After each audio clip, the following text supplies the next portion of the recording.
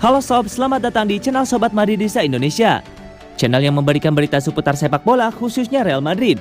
Buat kalian yang baru bergabung, jangan lupa untuk klik like dan juga subscribe agar kalian tidak ketinggalan informasi lainnya dari channel Sobat Madridista Indonesia. Selamat menyaksikan Hala Madrid. Ketimbang beli Mbappe, Real Madrid disarankan beli pemain di posisi ini. Lini belakang dinilai masih menjadi titik terlemah Real Madrid pada musim 2021-2022 ini. Los Blancos disarankan untuk berinvestasi dengan membeli sejumlah bek sentral berkualitas demi menanggulangi masalah ini. Opini ini disuarakan oleh salah satu mantan pelatih mereka, yakni Fabio Capello. Di mata pensiunan juru taktik asal Italia tersebut, barisan penyerang Real Madrid sudah cukup apik, sehingga tidak perlu menitik beratkan transfer di area tersebut. Mendatangkan Kylian Mbappe dengan biaya besar untuk Capello bukan langkah yang tepat untuk memperkuat Madrid. Jika tim tidak punya pondasi yang kokoh di belakang, maka lini depan sebaik apapun akan kesulitan untuk sukses. Real Madrid masih butuh belanja pemain untuk bisa mendapatkan tim yang kompetitif. Setidaknya 2 defender tengah harus didatangkan. Papar Capello.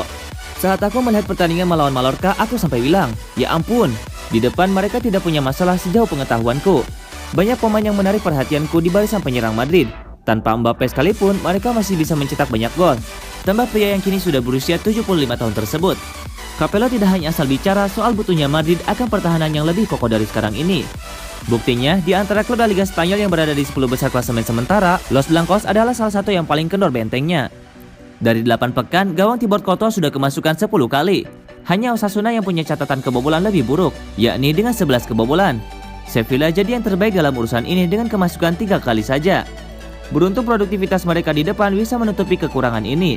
Madrid adalah tim tersebut dengan 22 gol, juga tim dengan selisih gol terjauh di angka 12. Mungkin Capello benar adanya jika Carlo Ancelotti harus fokus menemukan bek baru untuk timnya. Kepergian Rafael Varane dan Sergio Ramos membuat opsi bek sentral Real Madrid kehilangan kualitas dan kuantitas secara drastis. David Alaba memang sudah didatangkan sebagai pengganti, namun ini adalah musim pertamanya di Spanyol. Eder Militao dan Jesus Vallejo hanya sebatas pelapis dan begitu juga Nacho.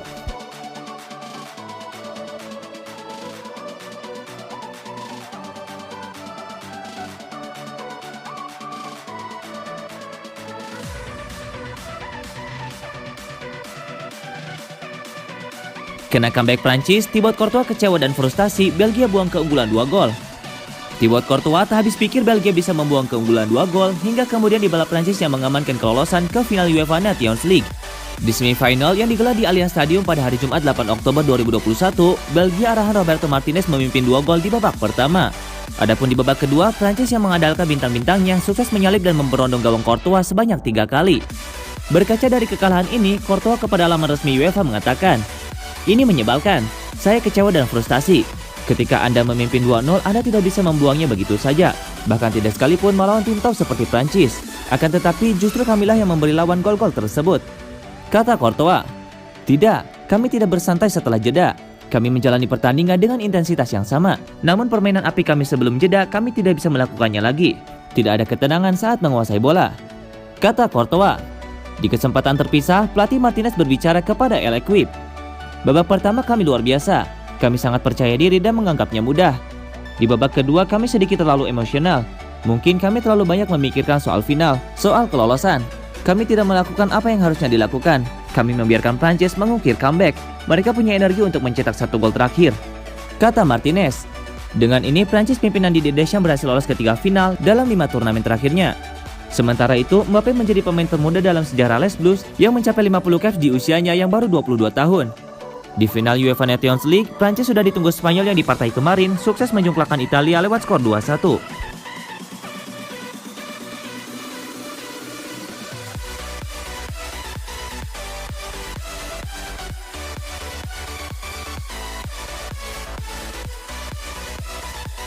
Madrid versus Bilbao ditunda karena mepet dengan Brazil versus Uruguay. Laga Real Madrid versus Athletic Bilbao yang dijadwalkan berlangsung pada akhir 16 Oktober harus ditunda. Pihak La Liga belum memutuskan tanggal penggantian laga ini. Madrid versus Bilbao pada laga pekan ke-9 La Liga awalnya dijadwalkan digelar di Santiago Bernabeu pada hari Minggu 16 Oktober 2021 waktu Spanyol. La Liga kemudian memutuskan menunda laga tersebut. Dalam jadwal yang dirilis di situs resmi La Liga, belum ditetapkan tanggal pengganti dari laga ini. Pihak La Liga belum memberi pernyataan resmi terkait alasan menunda laga ini. Namun, keputusan ini diambil besar kemungkinan karena duel tersebut terlalu berdekatan dengan laga Brazil versus Uruguay di kualifikasi Piala Dunia zona CONMEBOL. Laga Brazil versus Uruguay berlangsung di Amazonia Arena pada hari Jumat 15 Oktober 2021. Dengan jeda hanya 1 hari, jika laga Real Madrid versus Bilbao dilangsungkan sesuai jadwal, para pemain Madrid yang tampil di laga Brazil versus Uruguay tentunya takkan bisa bermain. Dua pemain Madrid yaitu Eder Militão dan Vinicius Junior dipanggil untuk membela Brazil. Sementara pemain Madrid di kubu Uruguay ada Federico Valverde. Itu artinya Madrid bakal baru akan kembali berlaga usai jeda internasional kala bertandang ke markas Shakhtar Donetsk di ajang Liga Champions pada 19 Oktober 2021. Setelahnya, Madrid akan menghadapi Barcelona pada laga El Clasico jilid pertama musim ini di Camp Nou pada 24 Oktober 2021. Secara jadwal, Madrid jelas diuntungkan ketimbang Barcelona. Pasalnya, Barcelona harus menjalani laga menghadapi Valencia pada 18 Oktober di La Liga, lalu melawan Dinamo Kiev 2 hari berselang di Liga Champions sebelum menghadapi Los Blancos.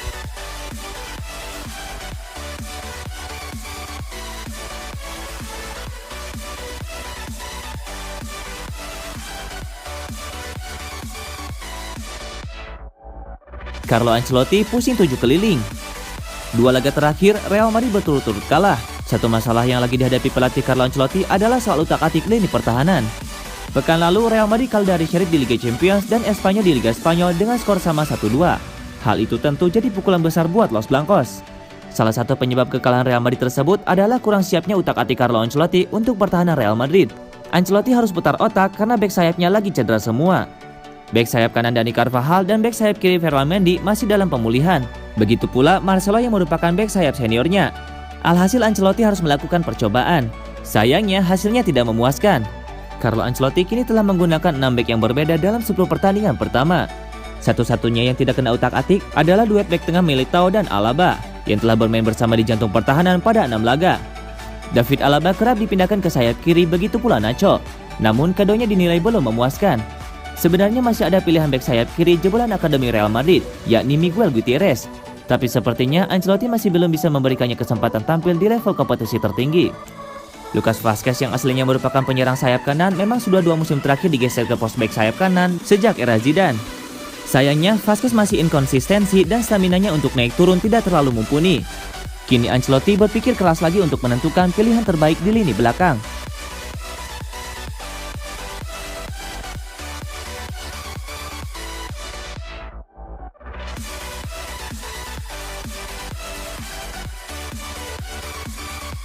Kata Odegaard, berteman di Real Madrid itu sulit. Martin Odegaard memutuskan meninggalkan Real Madrid sepenuhnya pada musim panas 2021 lalu. Keputusan ini cukup berani untuk ukuran pemain muda. Odegaard dibeli Madrid pada tahun 2015 lalu saat dia masih berusia 16 tahun. Kala itu, Odegaard sudah mencuri perhatian sebagai salah satu bibit muda calon pemain top. Namun, meski berstatus sebagai pemain Madrid, Odegaard justru lebih sering membela klub lain. Dia pernah dipinjamkan ke Herenveen, Vitesse, Real Sociedad hingga Arsenal. Akhirnya, Odegaard mempermanenkan transfer ke Arsenal musim panas lalu dan kini jadi salah satu pemain andalan Mikel Arteta. Meninggalkan Real Madrid tentu keputusan sulit, terlebih karena Odegaard masih 22 tahun, seharusnya masa depannya cerah. Namun, dia mengaku kesulitan karena tidak banyak mendapatkan kesempatan bermain untuk tim inti. Ada banyak masa-masa sulit, baik bersama tim utama maupun tim kedua Real Madrid, ujar Odegaard. Namun, berada di sekitar pemain-pemain terbaik membuat saya jadi lebih kuat. Saya tumbuh berkat Madrid dan saya belajar dari pemain-pemain seperti Ramos dan Cristiano. Selain itu, Odegaard mengakui bahwa masa adaptasinya di Madrid cukup sulit. Dia tidak bisa berteman dengan mudah, khususnya karena dia adalah pemain muda dari liga lain yang berada di tengah-tengah pemain top. Ketika Anda berada di level tertinggi, tidaklah mudah dalam berteman dan semacamnya, khususnya jika Anda masih muda dan datang dari luar. Lanjut Odegaard. Saya datang dari kultur ruang ganti yang berbeda dan tentu tidak mudah menyesuaikan diri dengan ruang ganti seperti di Madrid, kata Odegaard. Meskipun demikian, Odegaard mengaku beruntung pernah mendulang pengalaman berharga di Madrid yang membuatnya jadi pemain lebih kuat. Memang masa-masa itu sulit, tapi itu membuat saya jadi lebih kuat dan saya senang memiliki pengalaman itu, tandasnya.